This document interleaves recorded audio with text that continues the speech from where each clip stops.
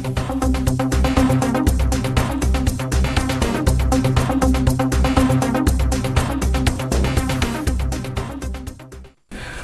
to another episode of Impact in Scotland, ladies and gentlemen. I'm very happy that Impact is in Scotland because it really gives a great feel. This wasn't a very heavy wrestling show. It was all storyline driven. And that's a big problem with TNA right now. They are doing so much storyline that the wrestling is beginning to suffer. Now it's understandable. They're trying to clean up the mess they've caused in the last year. But it doesn't mean it's very good. Now they opened the show with Eric Young and Abyss. Now I was hoping they would do something interesting with Abyss. I was hoping that Eric Young would be the one to help Abyss finally become Abyss. In other words, Joseph Park would finally be turned from Jekyll into Hyde. And actually, in a sense, they have done this. This Monsters Ball match, where Eric Young got his ass handed to him. What do we get at the end? He loses the match, but he pulls the mask off of the Abyss character. Now, Joseph Park now realizes he's Abyss. But what does this now lead us to? I have no fucking clue. Seeing the Abyss revealed now is a question of where they go with the character. This guy's been around for quite a long time. Either they're going to do a new angle with him, or this might be the end of the Abyss permanently. My guess is they're going to try and make a new angle with this, but I don't know if it's going to work. I have no clue about this. So let's just hope for the best.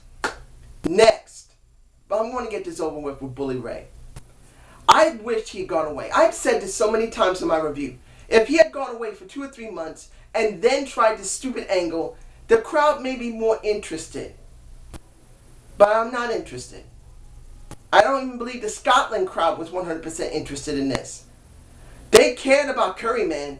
They loved seeing the Curryman dance around and then get his butt kicked by Bully Ray, screaming before he does a pile driver, "Anderson!"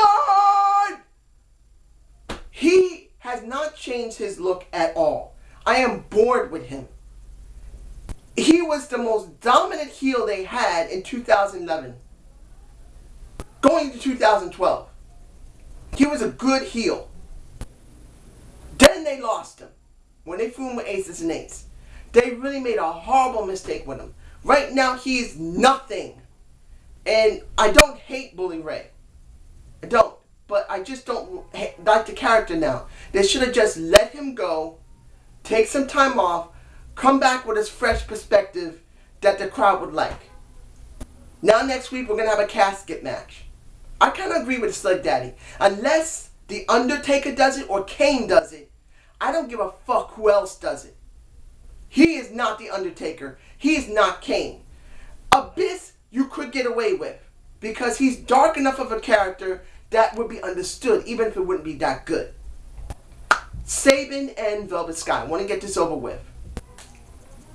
I didn't understand what they were doing with Sabin.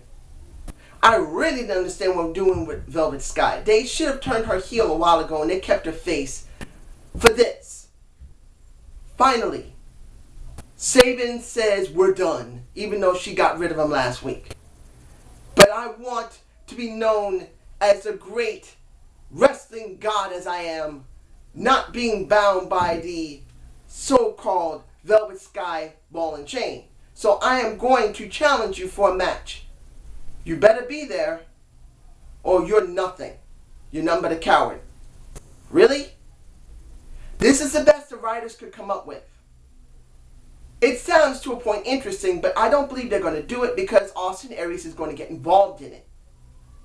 If this was just Sabin up against Velvet Sky 100%, straight up, you might get some interest if they had structured this properly.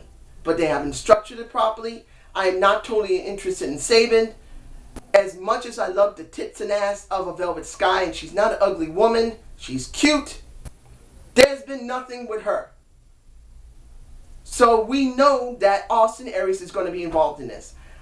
Hopefully Austin Aries and Velvet Sky will now be teamed up because this is the only thing they can do with this. They got Austin Aries going to do a long run And this leads into Austin Aries in dealing with bromance and Zima Ion. Austin Aries can cut a great promo. He can. If he had Velvet Sky under his arm, this would probably be alright. It would probably give him a little bit more, that he's a ladies' man, that he's dominant, and eventually he will be the world champion. But I have to say one thing that I take kind of precedence with Austin Aries. He pretty much said that he held every title in the company. TNA Television Championship was never held by Austin Aries. He's held everything but that. Which is kind of understandable because they buried the TNA Television Champion under a bridge because no one cares about it now in the company. Seeing Zima Ion go after him with the Feast and Fire like a bite off of the Money in the Bank, which we already know happened. It was an alright match, and Austin Aries showing them dominance. And the reason I'm botching is that thinking that Austin Aries will be working with Velvet Sky isn't a bad thing, but when you throw Chris Sabin in there, when he isn't that great of a heel, doesn't fill me with a lot of confidence that this is going to be interesting for the next month or two. It doesn't. Now, we got the... so many things here that are annoying. You know what? Let me get rid of the matches first. Seeing the Angle versus... Excuse me, I'm still sick. I've been sick for 3 weeks now. This sucks. But Angle versus Magnus. Not a bad match. But seeing what happened with EC3 last week made me realize that EC3 and Angle are going to have a feud, which I don't have a problem with. They have to have Angle do something. And now in 3 weeks we know he's going to be going into the TNA Hall of Fame. It depends on how they're going to structure this for the Hall of Fame. But seeing EC3 work with Angle is actually a good thing as long as EC3 can be put over in some form of capacity. This is a new bite off of Immortal with Dixie at the center. I don't really feel that EC3 is going to get a lot of traction. I don't even feel like Rockstar Spud is going to be getting a lot of attraction, even though he's doing great, and I will talk about him in a minute. But in the end, when we see Angle get his leg messed up because of EC3, I knew this was going to be a feud, but I'm worried that Angle's not going to put over EC3. EC3 needs a rub, and I don't believe he's going to get it. Now, the Joe versus Rude match. Good match. Joe wins that match. And I'm saying this 100%. I've seen a little bit of Samoa Joe. As you can see, oh man, sticky. 2006 Genesis. I got that. And I've never seen much of TNA because I couldn't see it anyway. But the person I thought that was really a good character was Samoa Joe. And after 2010 to 11 into 12, Joe has been buried by that company. I'm glad to see him up in the championship again. But to be honest, the only way I'll feel right about Joe being there is that Joe must win. Now, I want to see Magnus still around as champion. But Joe deserves to have that title now. 2 TNA originals right now, with Magnus and Joe fighting for that title again. 2 originals make me happy. It's what we need. So if Joe wins that title, I will not be 100% upset that Magnus is no longer champion. He can always get it back again. But seeing that Joe only won once upsets me. Now that's the last of it. Now it's time to get over with the rest. When you see so much story-driven stuff in TNA, you get upset to say, there's a lot of story here, but will it pan out? Look at Sam Shaw and Christy Hemme. Last week we saw the little creepy room with the damn mannequin, and Christy Hemme finally looked at the product and saw it. And she's smiling saying, what about the mannequin? Laughing. And then he gives that look like, what about the mannequin? I felt that at least she gave a decent perspective of a woman that's thinking, this guy is cute and all, but he's got a fucking mannequin of me. What the fuck is this? I should call the cops, which she didn't do. She just made it, well, we're not going to be together anymore. Let's just have a friendship or a business relationship. I had to think of what show this or movie made me think of what was going to happen with Christy Hemme. I thought at one time Fatal Attraction, which in a sense this is. She kind of hooks up a little bit with a guy, wined and dined, and gone to his home where we don't know if she actually dropped the pants and let him have some fun with it. Well, even though they didn't state it, it's kind of what you think. But in the end, this looks like a Fatal Attraction where he is going to become totally destructive and obsessive. But the question is now, who will he be rivaling against?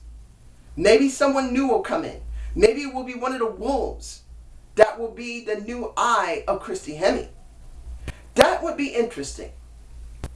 But it's hard to say how the writers of TNA are going to make this work. Now, let's get this done. When it talks about Dixie and MVP, I noticed like Daddy, I noticed like Daddy isn't too happy with MVP being in TNA in this position because he is an old WWE guy. And I understand it. TNA does that. They take old WWE guys and revamp them to use as their main guys. Sometimes it works great. Sometimes it doesn't. In this case, because of how TNA has been structured for so long, it's... Right now, seeing this, it's at least something to a point different. I'm saying this with all certainty that, in the end, MVP will become a wrestler again.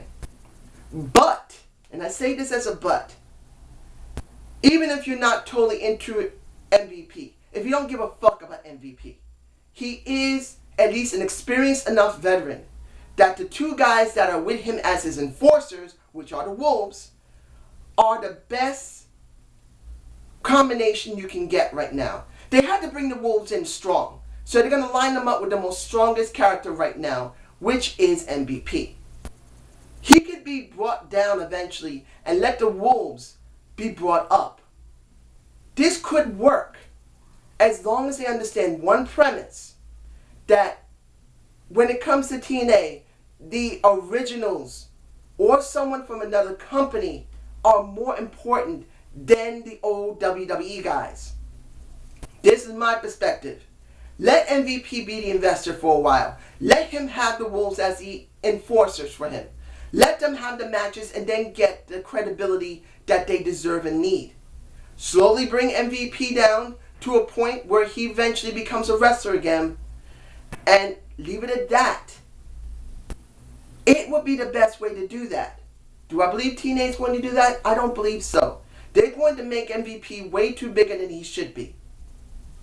But you can say with MVP, when he was doing his in-ring segments and the backstages with Dixie and Rockstar Spud is still fucking awesome. I love that man coming to the ring like this. I'm telling you, I love Rockstar Spud. They put him in the right position at the right time. But you get my point. Seeing this in this perspective, ladies and gentlemen, that MVP, even if he is an old WWE guy, they are going to be propping him up and making him big. He is bringing in two new guys. He's helping another guy in a Rockstar Spud get more exposure. And even though Dixie Carter, who I must say now has become much more natural with her acting as a heel. She was way off. It's a botch for a reason, because she has become more natural being a heel. She was really awkward before. Now she's more relaxed into it. But she's being way too spotlighted and is way taking away from the show. And that's how I see it right now. It's another Immortal with Dixie at the center, and everyone else is not going to get as much prestige and as much of a rub as they deserve. But, and I say this as a but, still there's enough there that we can still get somewhere with. The Wolves are a good asset. When it comes to Rockstar Spud, he's still a good asset. EC3 and Samuel Shaw are still good possibilities. We need this. And even though they didn't show a lot of everyone else, at least we're getting something from the originals. Magnus is still being spotlighted. Samoa Joe and Robert Roode are still being spotlighted. And as much as I'm worried that they're not going to get enough of a rub in the next 2 or 3 months, At least they are getting one, particularly in Scotland, and the crowd is epic. So I will give this a fair rating. But I have to say that I'm worried about the future because Dixie is being spotlighted too much. So I hope you enjoyed this Zane's View. I'm about to say it. Please give me a comment below. Tell me how you feel about MVP because I know a lot of people are not too fond of him. Peace!